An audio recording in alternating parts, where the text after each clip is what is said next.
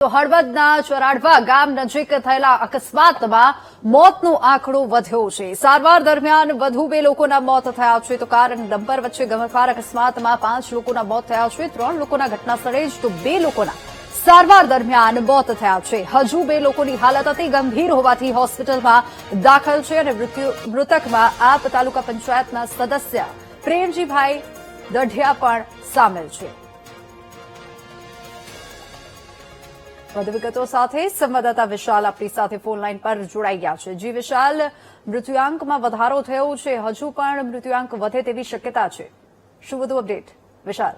જીવીની ચોક્કસપણે વાત કરવામાં આવે તો હળવદ તાલુકાના ચારણવા પાસે ગઈકાલે મોડી રાત્રે ડમ્પર પાછળ કાર ઘૂસી જતા 7 લોકો ઇજાગ્રસ્ત થયા હતા, જેમાંથી 3 લોકોના કમકમાટી ભર્યા ઘટનાસ્થળે મોત થયા હતા, તેમજ 2 લોકોના સારવાર દરમિયાન મોત થયા છે, તેમજ 2 લોકો હાલ પણ ગંભીર રીતે ઇજાગ્રસ્ત છે। સમગ્ર ઘટનાની વાત કરવામાં આવે તો હળવદ તાલુકાના માનસર નજીક પુત્રનું બાઇકમાં અકસ્માત થતા બાઇક સ્લીપ થઈ જતા તેને દવાખાને લઈ જતા પિતા સહિત કારમાં 7 લોકો સવાર હતા અને તેઓ મોરબી દવાખાને પુત્રને લઈ જતા હતા। તે વેળાએ ડમ્પર સાઇડ કટિંગ કરી રહ્યું હતું, તે સમયે અચાનક જ કાર સ્પીડમાં હોવાને કારણે અકસ્માત સર્જાયો હતો અને અકસ્માતમાં ઘટનાસ્થળે 3 લોકોના મોત થયા હતા। તેમાં ડ્રાઈવરને કાઢવા માટે 2 જેટલા જેસીબીની પણ મદદ લેવાઈ હતી। ત્યારબાદ જે ડ્રાઈવર છે સુરેશભાઈ શિવરા તેને બહાર કાઢવામાં આવ્યા હતા, તેમજ 4 લોકોને ઇજાગ્રસ્ત અને રાજકોટ ખસેડવામાં આવ્યા હતા, જેમાંથી પણ 2 લોકોના મોત થયા છે અને હજુ પણ 2 લોકો અતિ ગંભીર હાલતમાં છે અને હાલ તો નાના એવા રણછોડી ગામના 5 લોકોના મોત થતા ગામ પણ હિચકે ચડ્યું છે અને ગામમાં પણ શોકનો માહોલ છે। વિની જી બિલકુલ વિશાલ, આભાર સમગ્ર માહિતી બદલ।